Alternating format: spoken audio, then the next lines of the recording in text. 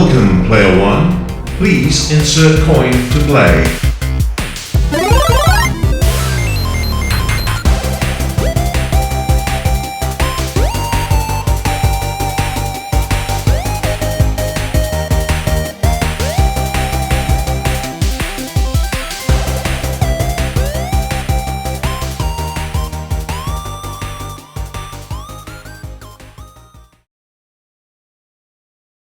Welcome, Watchers of Illusion, to my castle of confusion. Yes, it's a Friday. I can't believe it's a Friday already. The weeks are just disappearing, and we're into September next week, which is I don't know.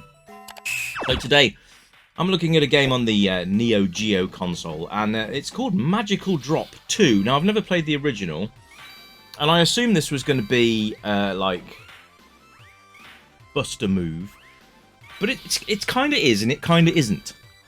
But we'll go through it as we go, because I had a little pre sort of go before I started this, so we'll go through it. But you can see it's a puzzle game. Now, you know me and puzzle games don't always go hand in hand, but I'm willing to give this one a go.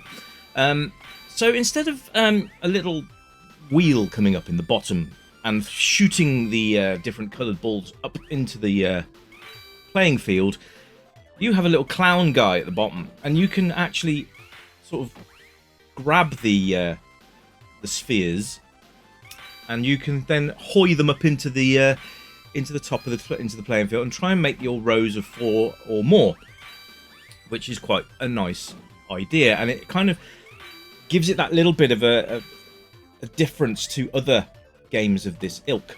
So things like that's not really Tetris, is it? But you know what I mean, like columns and things.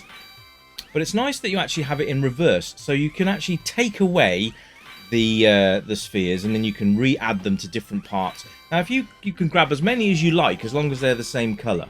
So you can go along the rows and you can pick up several different ones. So as long as they're all green, yellow, red, or the star ones, and grab as many as you want, and then add them to others if you want to.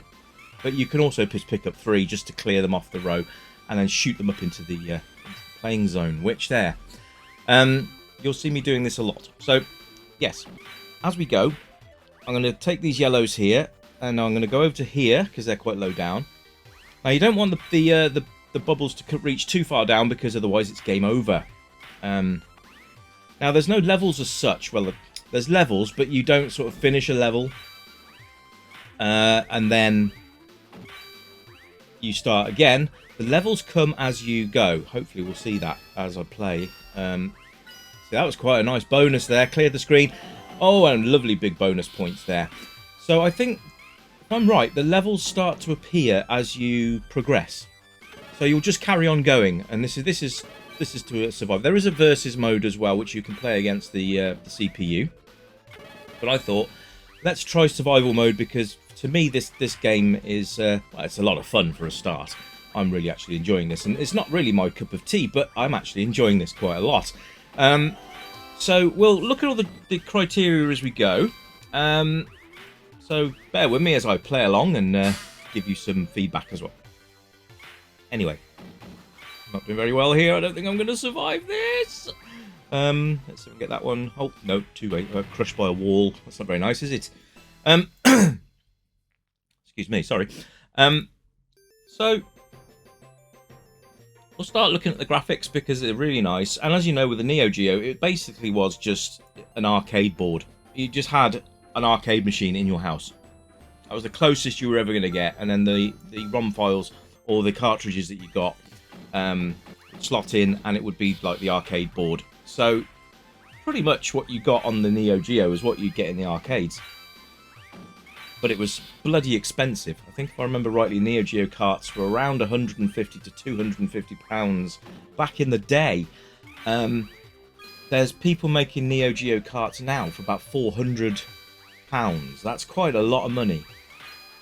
I'm not sure they really need to be that much money these days, but maybe the components are expensive. I don't know. But I digress, because the Neo-Geo is such a great machine. It was just that if you had one, then you obviously had a lot of money to throw around. I think the console itself was fairly cheap, but I wouldn't say cheap. It was more affordable. But the games, that's where the money was. So you see here, graphics on this are really, really good. I like this. Very sort of arcadey, as you can probably imagine they would be anyway, being the Neo-Geo. Excuse me, I hope I've got a cold coming, but there's something in my throat today. It's not good. But yeah, graphically it's really nice and bold colours, which we like. I'm not overly keen of that demon guy sort of floating around in front of me, but that's more to do with my concentration levels than anything else. Which I'm guessing that's why he's there in the first place, but you don't know. You can hear sirens, by the way. There's lots of activity going on outside today. Ambulances and police cars going past. If you can hear that, I don't know if my microphone cancels it out or not. But if you hear that, it's nothing to worry about from my end. There you go. So yes, graphics are really, really nice. I like the cartoon style. Now, I've not played Magical Drop, but there is a Magical Drop 3 on Neo-Geo, which I'd like to look at. So you might get that coming up soon. Neo-Geo is one of those consoles that I really wanted to investigate when I was younger, and just literally could not afford it. So my sort of gaming experiences came from console experiences. Anyway, I started off with the NES, then I went for the Super NES and N64, and kind of progressed then to PlayStation. So that's my kind of history of console games. My history of computers is vast, but we won't go there today. That's a story for another time. But anyway, so the game itself's really nice. The graphics are really nice and really, really arcadey, and that sounds stupid because that's exactly what the Neo-Geo aims to do anyway. But I like it a lot. It's only 2 buttons, so we're going to controls because that's dead easy. So you've got left and right. And then you've got absorb or collect bubbles, and then you've got shoot bubbles. That's it. So four buttons in total, really, or 2 directions and 2 action buttons. There's another one going past. Bloody hell. It works really nicely. The less that you've got to worry about controls, the more you can enjoy the game. That's what I think anyway, because a lot of modern games have like 250 buttons, and it's like just takes away the enjoyment a little bit for me, I think. If you've got too many buttons to remember, you're sort of remembering how to play the game more than you are playing the game. So, yeah, I don't know. It's different strokes for different folks, isn't it, at the end of the day? But what's your thoughts on controls? Do you like to have really complex ones, or do you prefer simplicity? You've got to remember that I'm 48, and I grew up with simplicity. Simplicity wins, because simplicity means that you can actually play the game without having to go, oh my god. I think Mortal Kombat was probably one of the first games where you had so many different combos to remember, and especially with finishes and fatalities. And then they started fatalities, babalities, friendships and all that. And each one was a different one for a different character. It was never the same key combination twice. So things like that was when games started getting complex, for me anyway. But there you go. I mean, you look at controllers, they have got like 16 buttons or whatever it is they've got these days. They've got a lot of buttons, and normally a lot of games use all of them, and some of them have to use a combination of them. So holding down the left trigger and then a combination of buttons. It's just got a little bit wild and crazy, hasn't it, over the years? But simplicity wins for this. So sounds really nice as well. You've got some nice tinkly sound effects there when you make your lines, which is great. I just really like this. All in one, this is a really, really nice package. I don't know if it's 2-player. I've got a feeling it's only a 1-player game, which kind of lets it down a little bit. But maybe they'll fix that for Magical Drop 3. Well, we'll have a look at Magical Drop 3, because I'm actually really enjoying this one. So it'll be interesting to see what they've changed in the sequel. But, yes. So would you like to see more Neo-Geo content? Would you like to see more Neo-Geo games on the channel? Because I think it's one of those consoles that needs a bit of love. Also, on my to-do list are Game Boy games, Game Boy Advance, because there's not many of those on the channel. And I really could use getting some more of those handheld games on the channel. So let me know if there's any of your favourites on handheld that you'd like to see. Could be Game Boy, could be Jaguar, could be anything. Anything handheld, Game Gear, anything you like. Let me know what your favourite games were, and I will do my best to bring them to the channel, and I will put them in my little book. I really do have a little book. This question was asked on my community part the other day, what my thought processes were for going to review games. Well, I will reply the way I did with that one. It's quite simple, really. Because of my autism, I don't really have a schedule. I have to sort of play what I'm in the mood to play. Otherwise, it just doesn't work. So I've been trying to bring C64 games to the channel for the last 2 days, and it just hasn't been working. Anything I've been playing has either been frustratingly hard, or it's just been utter crap. Which I know there's a dungeon at Drax, but I don't want to bring several games to the dungeon in one go. You have to drip feed the dungeon. That's what I mean, right? So in the end, I just thought I'd quite fancy doing something arcade-like. So Magical Drop 2, here we are. So that's my process, and I do have a little book of games. It's just literally just a standard notebook, and I've written down lists, and if anyone requests games, I stick that on the list as well, and I go from there. So that's my process. I don't really have one. I don't have scripts either because of all my autism. It sounds too robotic if I try and read from scripts. I just prefer to give you guys the on the fly documentation as we go.